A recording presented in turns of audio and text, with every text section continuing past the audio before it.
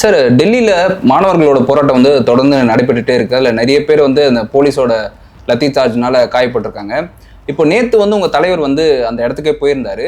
Delhi போலீசாரோடு RSS குண்டர்களும் கலந்து போராட்டத்தில் ஈடுபட்டவர்கள் மீது கொடும் தாக்குதலை நடத்தியிருக்கிறார்கள். எனக்கு தெரிய தமிழ்நாட்டில் தலைவர் என்ற முறையில் சென்றிருக்கிற முதல் தலைவர் எழுச்சி தமிழருங்க. இதை நீ நோட் பண்ணிக்கிறங்க. விஜயை கூட விடுங்க, அவர் முதல்வர் ஆகிட்டாரு, ஒரு குரல் கொடுப்பாரு நம்புறோம் நிச்சயமாக.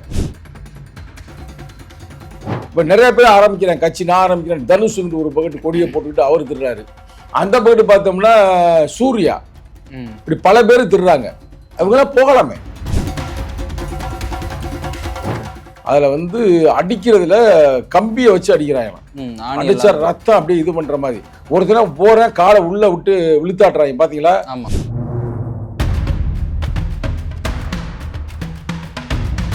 இதெல்லாம் வந்து ஃபில்டர் பண்ணப்பட்டதே இவ்வளவு. அப்ப உண்மையா அங்க நடக்கிறது எவ்வளவு இருக்கு யோசித்து பாருங்க. இது வந்து நாங்க போராடுறோம். காங்கிரஸ் போராடுறதுக்கு போராடுறோம்னா ராகுல் காந்தி அலக்கா தூக்கிட்டாங்க, பாவம், அவ்வளவு பெரிய ஆளை.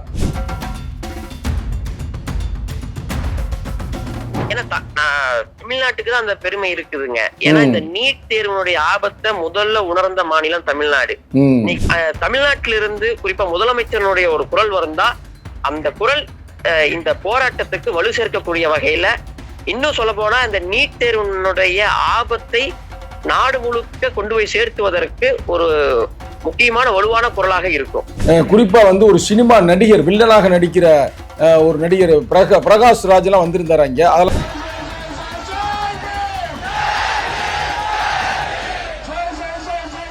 இந்த போராட்டத்துல கிட்டத்தட்ட ஒரு வார காலமாக அவர் இங்கதான் இருக்கிறாரு. பொதுவா ஹிந்தி சினிமால இருக்கக்கூடிய பிரபலமான திரைப்பட நடிகர்கள் இந்த மாதிரி நிறைய பேர் இப்போ தொடர்ந்து ஆதரவு கொடுக்க ஆரம்பிச்சிருக்காங்க. சார், இப்போ அங்க போராடக்கூடிய மாணவர்களுக்கு உணவு, தண்ணீர் இதெல்லாமே கிடைக்குதா? மக்களுக்கும் அதனோட இந்த அரசின் மீதான கோபம் இருக்கு. அத வந்து இங்க போராடக்கூடிய மாணவர்களுக்கு தண்ணி, பிஸ்கட்டு, உணவுகள், எல்லா வகை பல வகைகள் எல்லாத்தையுமே வந்து எல்லாரும் வாரி வழங்குறாங்க.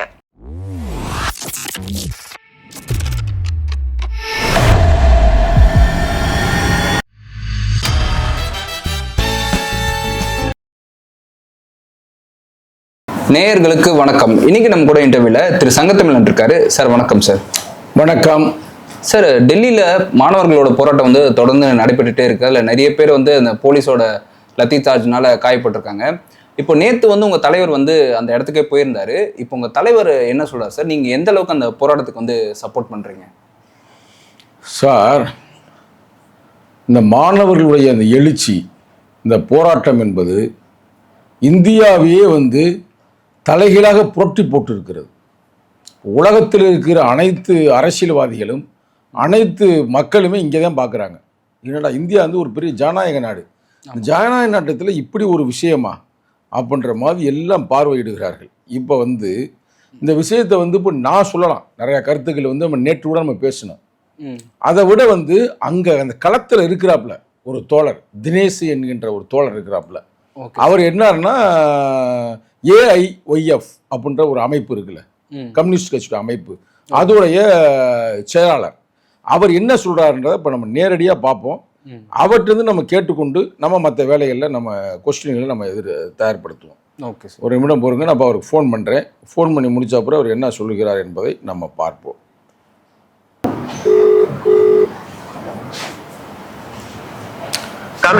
வணக்கம் தோழர் தினேஷ். தோழர் தினேஷ், நான் சங்கத்தமிழன் பேசுறேன். ஓகே, என்னோட வாய்ஸ் கிளியரா கேக்குதா? சரிங்க தோழர். நான் இப்போ ஒரு சேனல்ல உட்காந்து இன்டர்வியூ கொடுக்கும் பொழுது இதை பத்தி கேட்குறாங்க, அங்க மாணவர்களுடைய போராட்டம் எழுச்சி எப்படி இருக்குன்னு. அதை நான் சொல்றதை விட நீங்க அங்கே களத்தில் இருக்கிறீங்க, நீங்க அங்கிருந்து நேரடியாக சொன்னால் நல்லா இருக்கு. முதல்ல உங்களை அறிமுகப்படுத்தி கொண்டு உங்களுடைய என்ன பதவி, என்ன பொறுப்பு, உங்களை பத்தி நீங்க எந்த ஊரை சார்ந்து அறிமுகப்படுத்திட்டு அங்க என்ன நடக்கின்றதை கொஞ்சம் விளக்கமாக சொன்னால் சிறப்பாக இருக்கும். சரிங்களா, என்னோட பேர் தினேஷ் ஸ்ரீரங்கராஜ். அனைத்து இந்திய மாணவர் பெருமன்றத்தினுடைய தேசிய பொதுச் செயலாளராக இருக்கிறேங்க. என் சொந்த ஊர் திருப்பூர். சென்னையில சட்டம் படிச்சு முடிச்சுட்டு மாநில பொறுப்புல இருந்துட்டு இப்போ தேசிய பொறுப்புக்கு வந்திருக்கேன். அனைத்து இந்திய மாணவர் பெருமன்றம் பொதுவா நீட் தேர்வை கண்டிச்சு 2016-17 காலகட்டங்கள்ல இருந்து நாங்க அந்த தேர்வை ரத்து செய்யணும் அப்படிங்கறதா அமைப்பினுடைய முதன்மையான கோரிக்கை. தொடர்ந்து நாங்க அந்த கோரிக்கையை முன்னிறுத்தி தான் போராடிட்டு இருக்கிறோம். இப்போ காக்ரோச் இயக்கம் இந்த எழுச்சி வந்த உடனே இந்த எழுச்சியினுடைய முதல் நாளிலிருந்து, ஏன்னா இந்த கோரிக்கை எல்லாத்துக்குமான கோரிக்கை. பொதுவா தமிழ்நாடு மட்டும்தான் இதுவரைக்கும் கடந்த 10 ஆண்டுகளா நீட்டை எதிர்த்து நம்ம போராடிட்டு இருந்திருக்கிறோம்.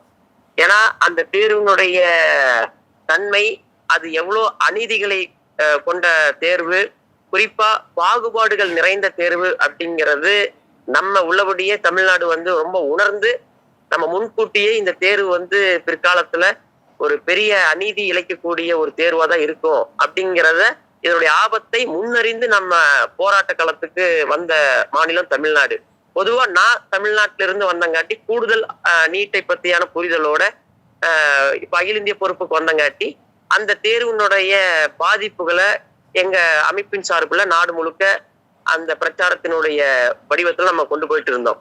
அதனால இப்ப காக்ரோச் இயக்கம் எடுத்திருக்கக்கூடிய இந்த போராட்டம் என்பது அனைவருக்குமான போராட்டம்.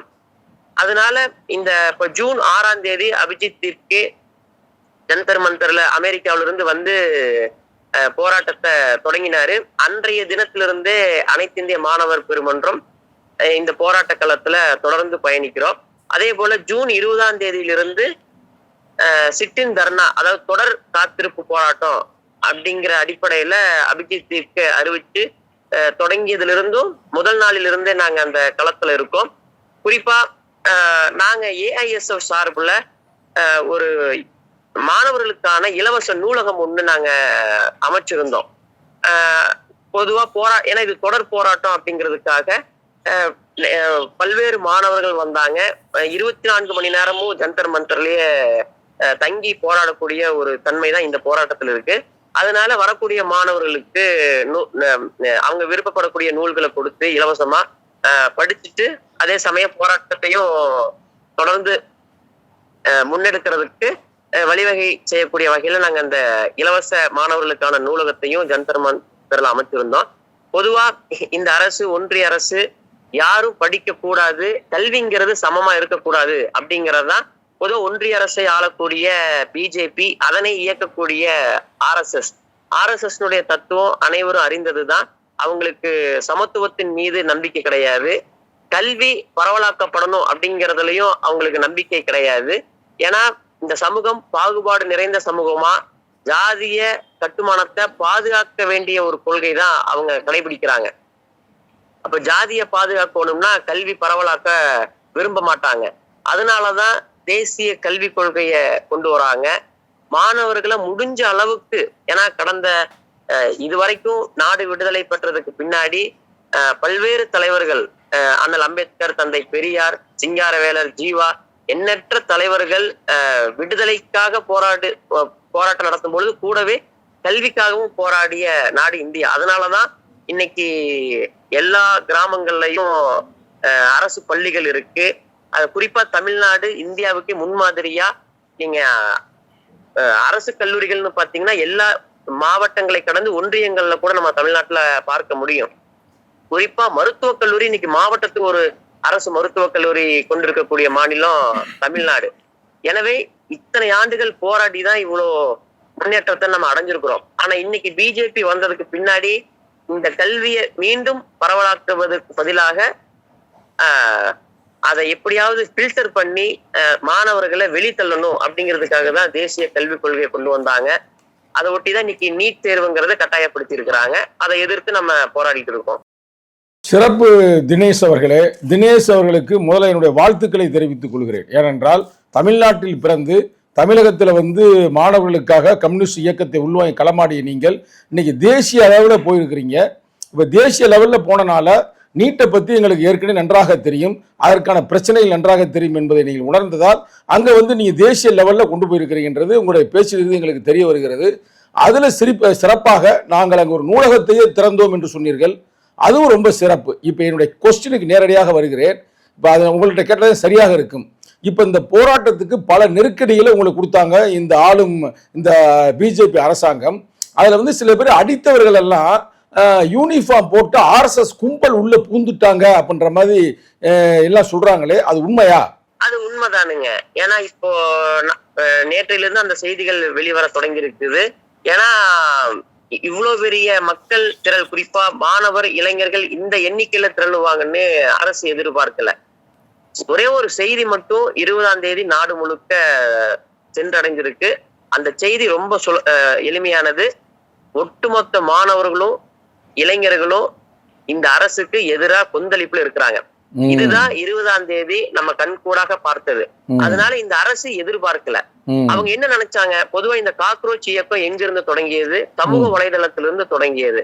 பொதுவா எல்லாத்துக்கும் இப்ப ஜென்சி அப்படிங்கிறது அரசியல் பொலிட்டிக்கல் தேமா, அதாவது மாறி போயிருக்கு. 20 வயது இருக்கக்கூடிய இளைஞர்களை மாணவர்களை ஜென்சின்னு இப்போ பொலிட்டிக்கல் டேம் வச்சு நம்ம குறிப்பிடுறோம். இப்ப இந்த ஜென்சி என்று சொல்லப்படக்கூடியவங்க சமூக வலைதளத்தோட நிப்பாங்க, களத்துல இறங்க மாட்டாங்க அப்படிங்கறதா அவங்களுடைய கணிப்பா இருந்தது.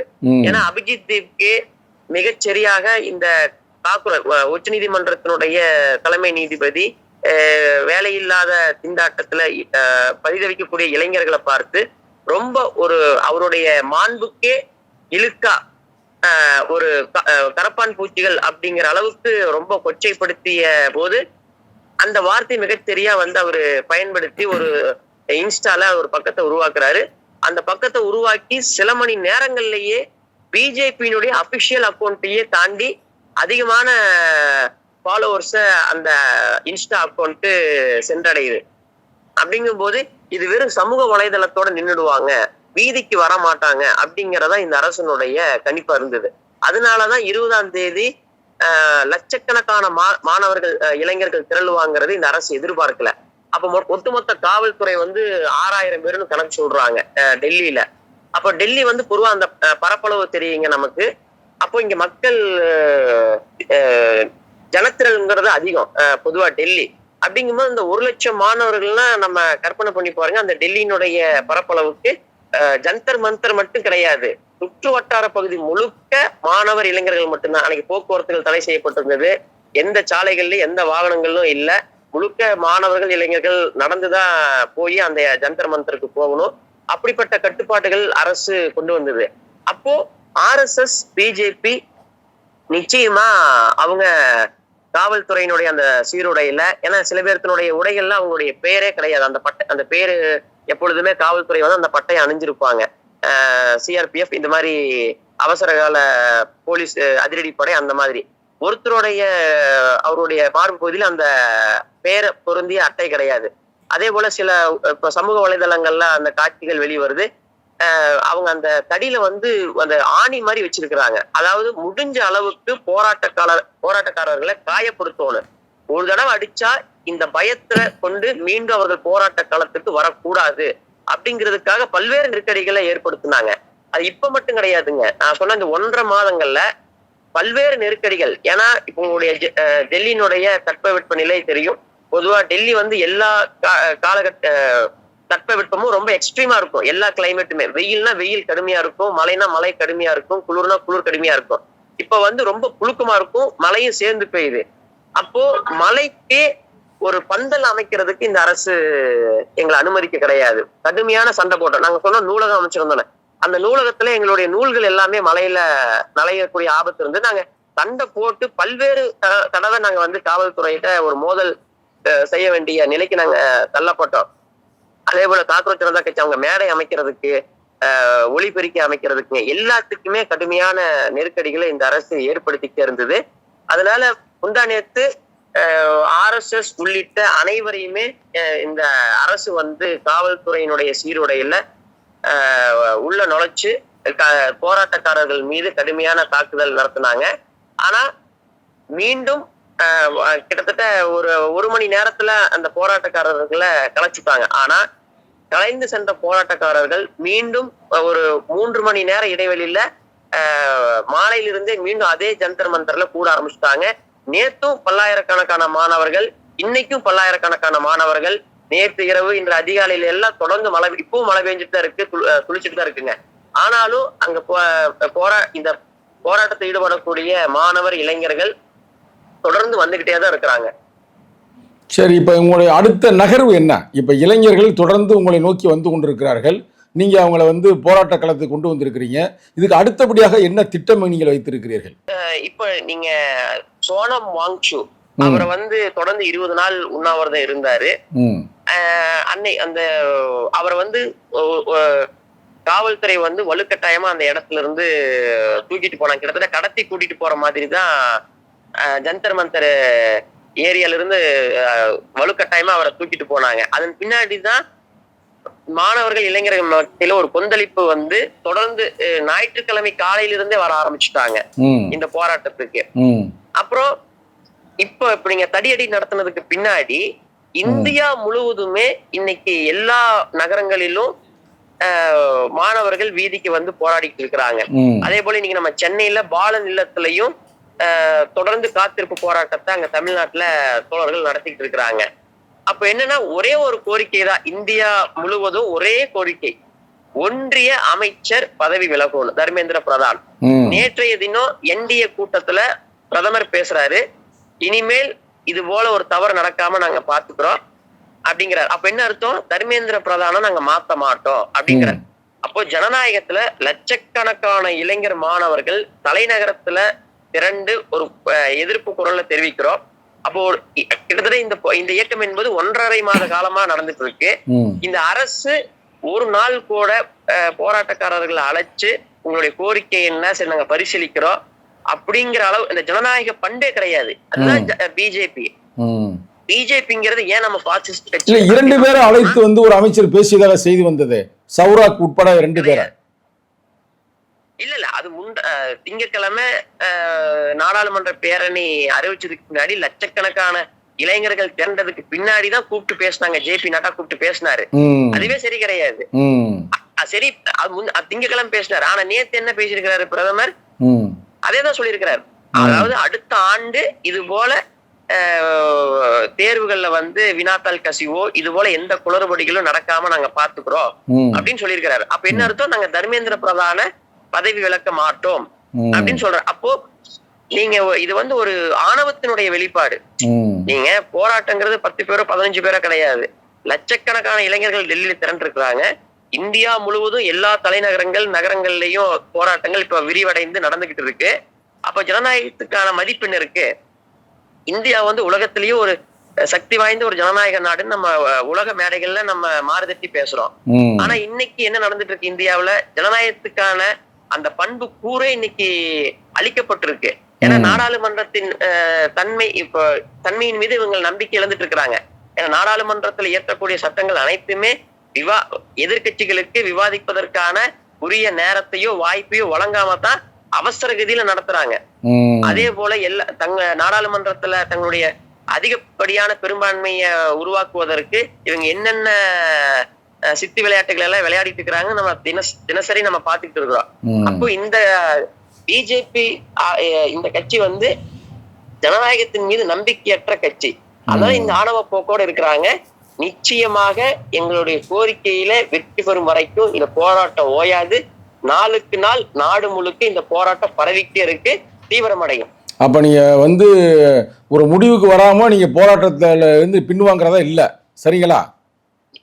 நிச்சயமா கிடையாது. ஏன்னா இங்க காவல்துறையை கொண்டு கடுமையான தாக்குதல், கை முறிஞ்சிருக்கு, கால் முறிஞ்சிருக்கு, ரத்த காயங்கள். இன்னைக்கு சமூக வலைதளத்தை நீங்க திறந்து பாத்தீங்கன்னாலே தெரியும். எல்லாருமே ஏன்னா இன்னைக்கு சமூக வலைதளம் மிகப்பெரிய ஒரு ஆயுதமா இருக்கு. அப்ப லட்சக்கணக்கான இளைஞர்கள்னா அத்தனை இளைஞர்களும் இன்னைக்கு சமூக வலைதளத்தை பயன்படுத்துறாங்க. உறுதியா நீங்க சொல்லுவது உறுதி. அபிஜத்தை வந்து தாக்கப்பட்டார்னு சொன்னாங்களே, அவருக்கு என்ன அப்ப நிலைமை எப்படி இருக்கு? இப்ப அவர் சரியா இருக்காரு, மன உறுதியோட இப்ப போராட்ட களத்துலதான் இருக்காருங்க. போராட்ட களத்துல இருக்கிறாரு. ஆமா. சரி, நேத்து எங்க தலைவர் இங்க வந்தாரு, தொல் திருமாவளவன். அப்ப அது எப்படி இருந்துச்சு? இது ஒரு நம்பிக்கை அளிக்கக்கூடியது.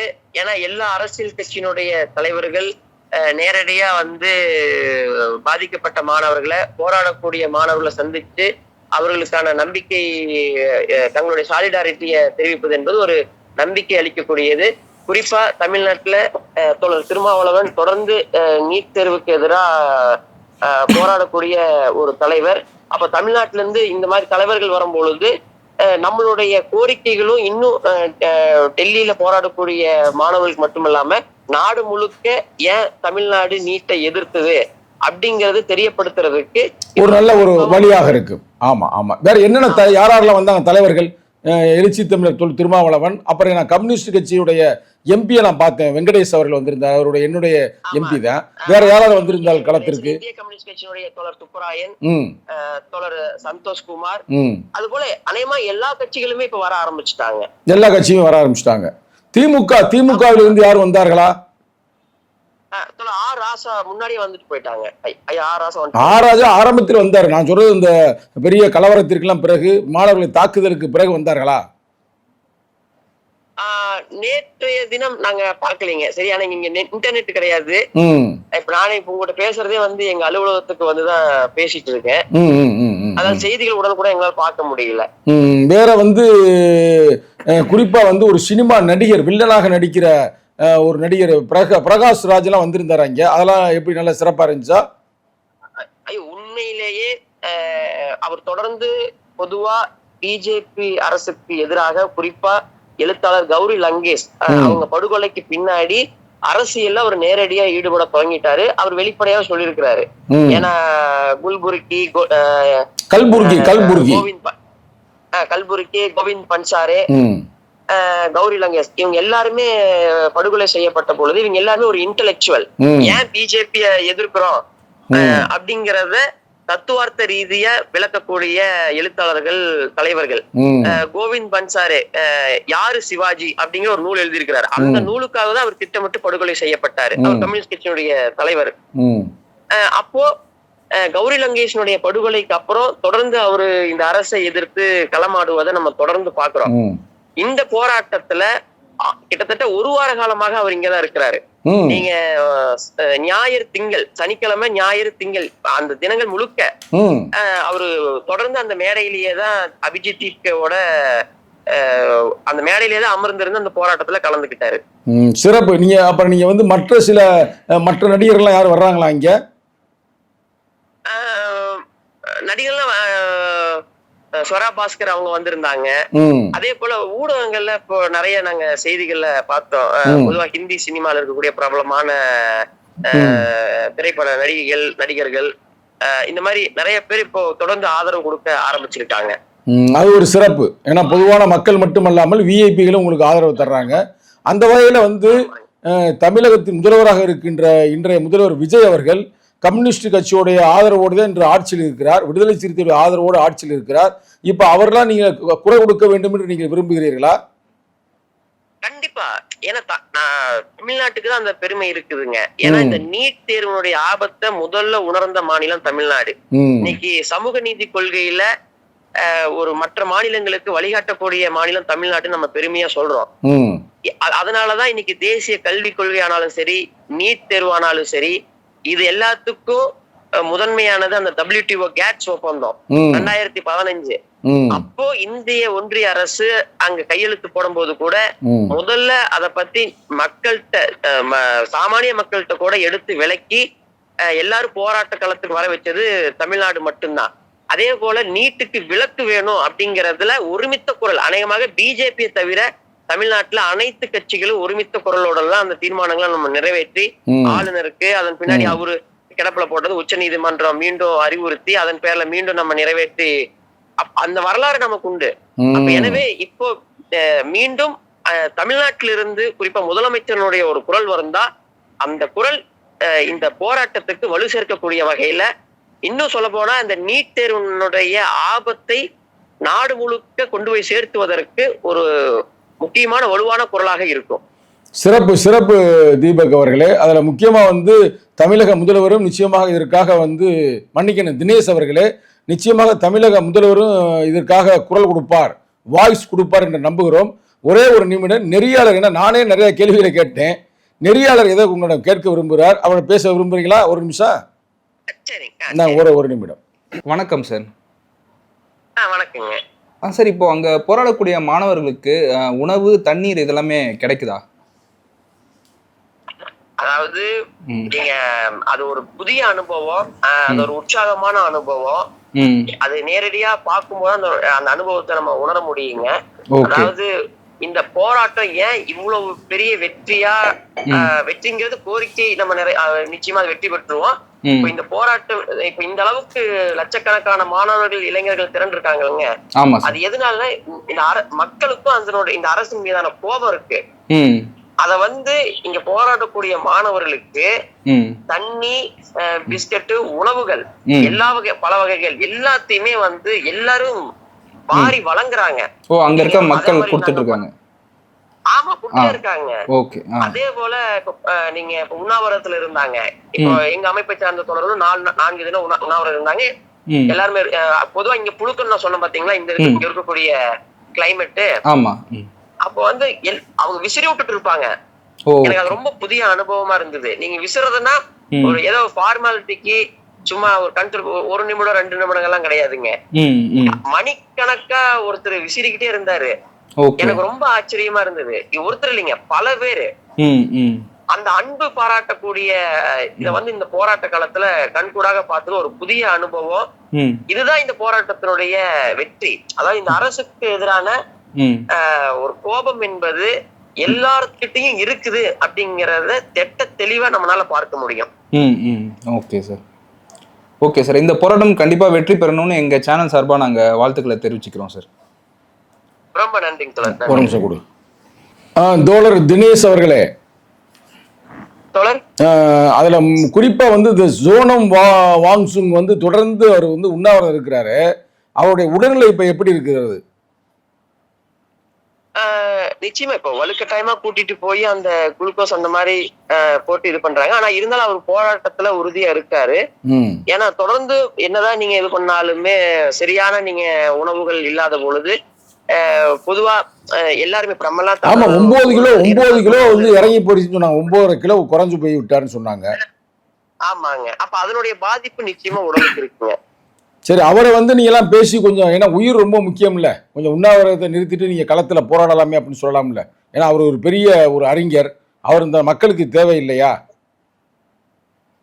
கண்டிப்பா. அது ஆக்சுவலா ஒரு உண்ணாவிரதத்தை நிறைவு செஞ்சு, ஏன்னா பொதுவா உண்ணாவிரதங்கிறது மக்களை தட்டி எழுப்புறதுக்கு தான். ஏன்னா இப்ப மக்கள் அவர் எதிர்பார்த்ததை விட தட்டி எழுப்பப்பட்டு இருக்கிறது பெரிய ஒரு புரட்சி என்றே சொல்லலாம். ஆமா, இல்ல அதான் சொல்ல வரேன்.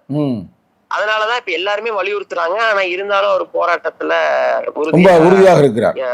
அவர்தான் நான் சொன்னது, ஒரு முறை சொன்னாரு, நான் பேயாக உங்களை நான் பயமுறுத்துவேன்ற மாதிரி எல்லாம் சொன்னாரு.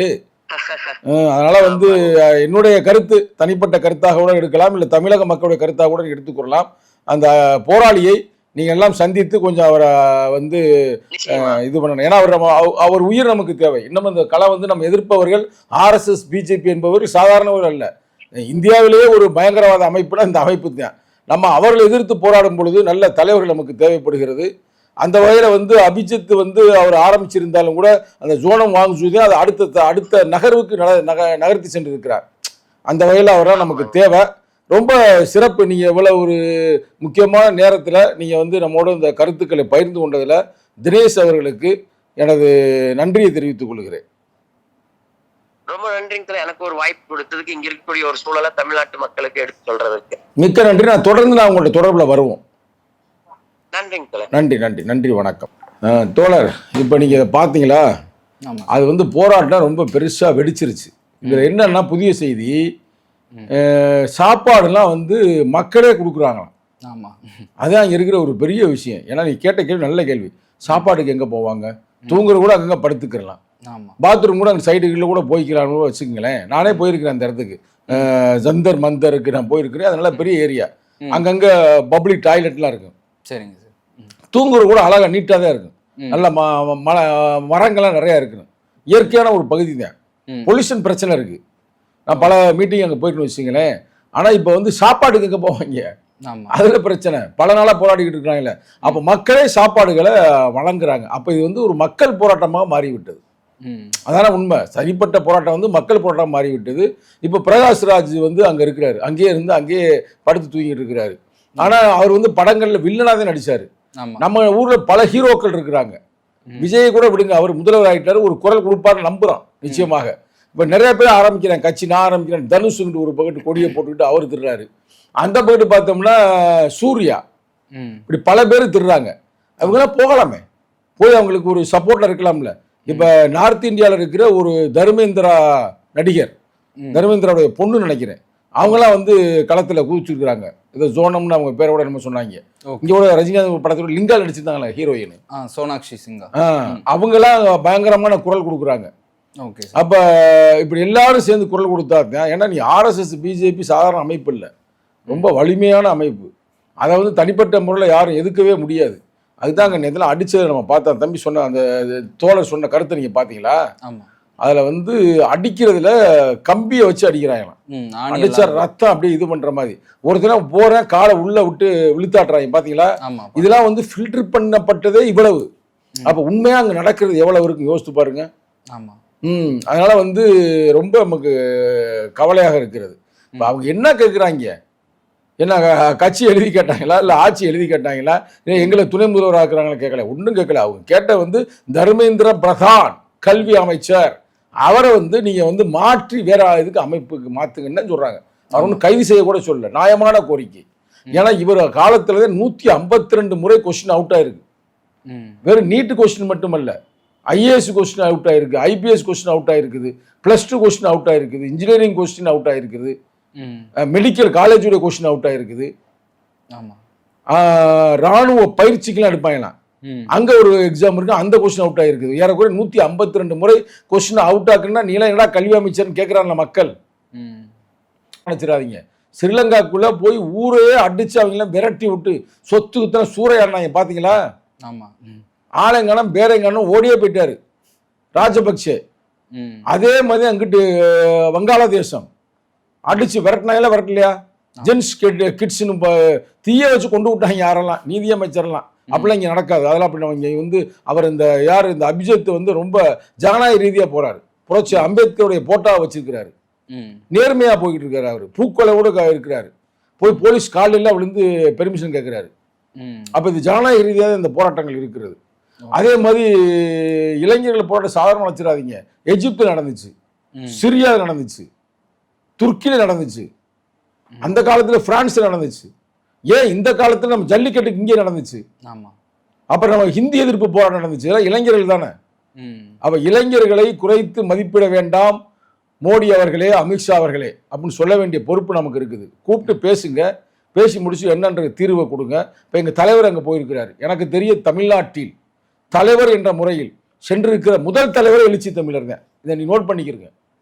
எந்த தலைவரும் போகல, எம்பிகள் போயிருக்கலாம், எம்எல்ஏக்கள் கூட போயிருக்கலாம். இப்போ நானும் போக போறேன் 2 நாள், இன்னைக்கு போக வேண்டிய ஆளு. ஆனால் உள்ள விட மாட்டாங்களாம். அதுதான் இப்போ பேசல இந்த தோழர், இவர் கம்யூனிஸ்ட் கட்சியிட பொதுச்செயலாளர், இவர்கிட்ட பேசியிருக்குது. இளைஞர்களுக்கு பொதுச்செயலாளர் நம்மளோட நண்பர் தான் அவர். இப்போ நான் எல்லாம் ஏற்பாடு பண்ணுறேன், இல்லைன்னா உங்களை ஏர்போர்ட்ல இருந்தே உங்களை விட மாட்டாங்க, நீ வந்த பிறகு நம்ம ஆஃபீஸுக்கு வந்துருங்க, வந்த பிறகு நம்ம எப்படி போகலாம்ன்றது திட்டமிடுவோம், உங்களை கொண்டு போய் நேராக அபிஜித்திட்டே நான் உங்களை கூட்டி போய் காட்டிடுறேன். எங்கள் தலைவர் போகும் கூட அபிஜித்தை பார்க்க முடியலையே, அவ்வளவு நெருக்கடிகள் இருக்குதான். எங்கள் தலைவர் கூட போய் பார்த்தாருன்னா சௌராக், அவரை பார்த்தா இது கொடுத்தாரு, கரெக்டுங்களா? அவ்வளவுக்கு அங்கே வந்து மக்கள் திரள், ஒரு இடத்துல இருந்து இன்னொரு இடத்துக்கு போக முடியாத அளவுக்கு. அப்போ இது இளைஞர்கள் வந்து இவ்வளவுக்கு போராடும் பொழுது அரசாங்கம் சிம்பிளான மேட்ரு, சாரிங்க ரைட்டுங்க நான் தப்பு பண்ணிட்டோங்க, அந்த ஆளை மாற்றி விட்றோம், மாற்றி தான் இன்னொரு அமைச்சரை கொடுத்து விடு, இல்லை கொஞ்ச நாளைக்கு வீட்டில் இருக்க சொல்லி என்ன இருக்க மாட்டார் அவர்.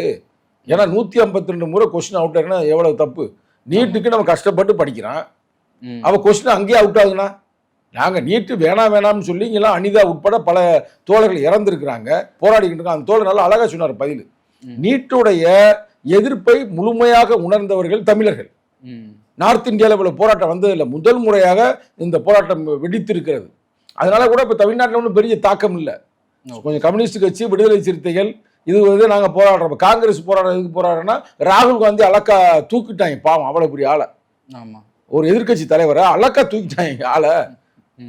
அப்போ அதனால் காங்கிரஸ் போராடி கொண்டு இருக்கிறது. இருந்தால் இந்த நேரத்தில் வந்து ராகுல் காந்தி தைரியமாக வந்து ராகுல் காந்தியும் அவங்க தங்கை பிரியங்கா காந்தியும் களத்தில் வந்து குதிச்சாங்க. நம்ம பாராட்டணும். எங்கள் தலைவர்கிட்டையும் கேட்போம், விடுதலை சிறுத்தைகள் அடுத்து வந்து என்ன பண்ண போகுது, ஏது பண்ண போகுதுன்னு கேட்போம். கேட்டுட்டு அதற்கு தகுந்த மாதிரி அவர்கள் நிச்சயமாக நடவடிக்கை எடுப்பார்கள் என்று நம்புகிறோம். ஆனால் ஒன்னே ஒன்று, இப்போ நம்ம அவங்கள்ட்ட பேசினோம் பார்த்தீங்களா, இந்த பேசுனதுல இருந்து நமக்கு என்னன்னா அங்கே இருக்கிற கள நிலவரங்கள் முழுமையாக நமக்கு தெரிகிறது. இப்ப நம்ம நேர போய் பார்த்த மாதிரி இருக்குது. இப்ப அவர் சொன்ன கருத்துக்கள்லாம் வச்சு உங்களுக்கு பார்க்கப்படும் பொழுது நேரடியாக நம்ம அங்கே சென்றால் என்ன இருக்குமோ அதை வந்து அவர் வந்து தினேஷ் என்பவர் தேசிய தலைவர், அவர் இப்ப எல்லா விளக்கம் கொடுத்து விட்டாரு. இப்போ உங்கள்ட்ட வந்து நான் இந்த கருத்துக்களை எல்லாம் பகிர்ந்து கொண்டதில் நான் மகிழ்ச்சி அடைகிறேன். தொடர்ந்து நீங்க இந்த போன்ற கருத்துக்களை மக்களிடம் கொண்டு செல்லுங்கள். கண்டிப்பா சார். ஏன்னா ஒரு காலம் சொல்லுவாங்க, இன்ற இளைஞன் பாவம் சிறைச்சேதம் செய்யப்பட்ட தீ குச்சி, விரக்தி கரை அடித்த சதை ஓலை, வாய்ப்புகள் மறுக்கப்பட்டதால் சோம்பேறிகள் என்ற சொர்க்கத்தில் இருக்கிறார் அப்படின்னு இளைஞர்லாம் ஒரு சோம்பேறி பயிலுக, போதக்கார பயிலுக, நீ சும்மா யூடியூப்பை தான் பாப்பாயிட்டு இருந்த இளைஞர்கள் எல்லாத்தையும் தூக்கி எறிஞ்சிட்டு உயிரை கொடுத்து போராடி கொண்டிருக்கிறார்கள். அப்போ இங்கே புரட்சி வெடித்து விட்டது இந்தியாவில். நீங்க அப்படியே அறிவிக்கலாம், இந்தியாவில் இளைஞர்கள் புரட்சி வெடித்து விட்டது. ஆகையால் ஒரு நல்ல ஒரு நிலைமைக்கு வரும். அதை வந்து நம்ம தொடர்ந்து நம்ம அங்கே நாங்கள் சொல்லலாம் இருக்கிற 2 நாளில் போயிட்டு வந்து உங்களுக்கு கருத்துக்களை நான் சொல்லுகிறேன். Okay sir. கண்டிப்பாக இந்த போராட்டம் வந்து ஒரு வெற்றியான போராட்டமாக இருக்கும்னு நம்பலாம். உங்களோட நேரத்துக்கும் கருத்துக்கும் நன்றி சார். நன்றி, வணக்கம்.